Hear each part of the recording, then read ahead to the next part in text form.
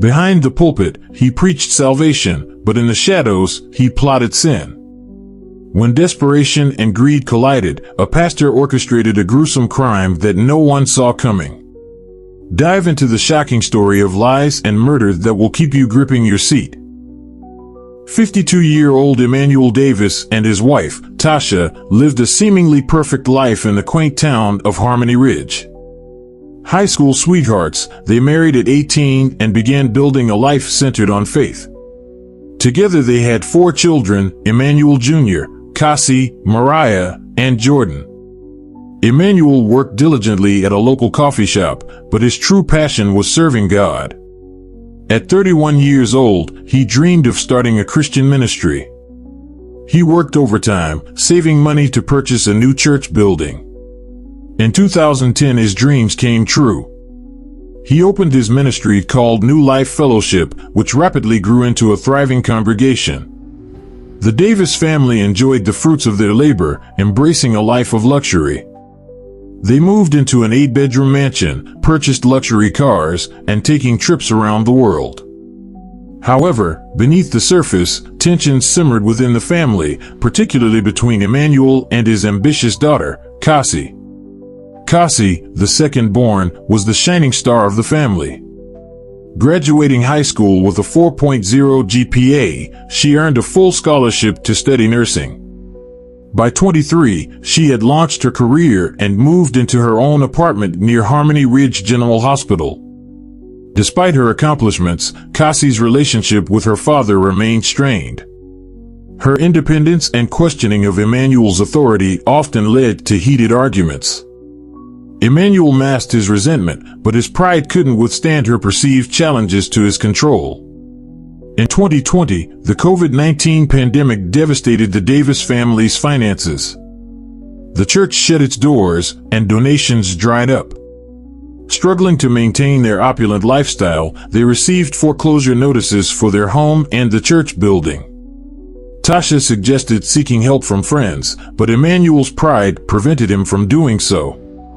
Turning to gambling as a last resort, he lost more money than he gained, plunging the family deeper into debt.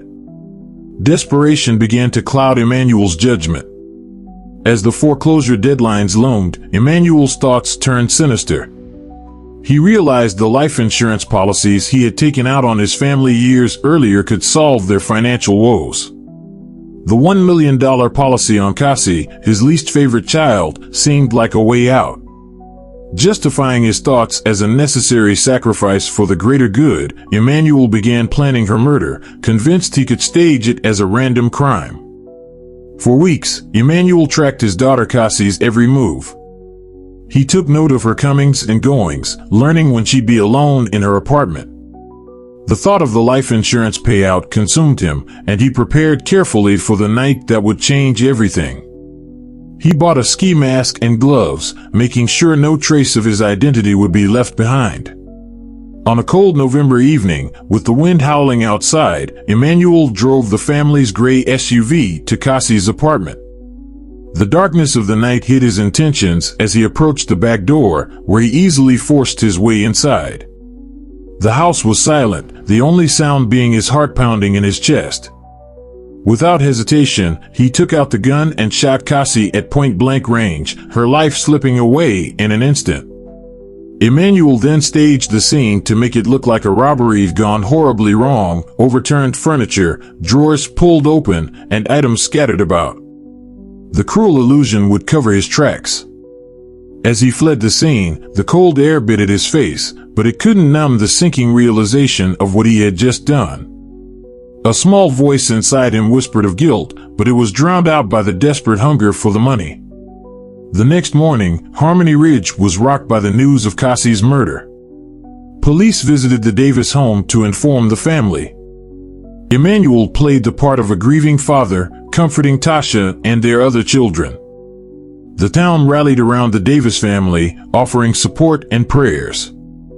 At Cassie's funeral, Emmanuel delivered a heartfelt eulogy, masking his inner turmoil. Meanwhile, investigators began piecing together the events of that tragic night. Detectives discovered a neighbor's Ring camera had captured footage of a masked man entering Cassie's apartment. Although his face was obscured, his black dress shoes, a style often worn by Emmanuel, caught their attention. Investigators questioned Tasha, who hesitated when shown the shoes but dismissed the idea that her husband could be involved. Suspicion began to circle Emmanuel as detectives uncovered inconsistencies in his alibi. Investigators delved into the Davis family's financial troubles, discovering the foreclosure notices and Emmanuel's gambling addiction. The life insurance payout on Cassie raised red flags when they learned Emmanuel used the money to settle their mortgage. A neighbor described seeing a gray SUV near Cassie's apartment on the night of her murder. The description matched the Davis family's vehicle. A search of the SUV revealed a handgun hidden in the glove compartment. Ballistics testing confirmed it was the weapon used in Cassie's murder. Faced with mounting evidence, Emmanuel maintained his innocence, claiming the gun had been stolen. As investigators pressed Emmanuel, his composure began to crumble.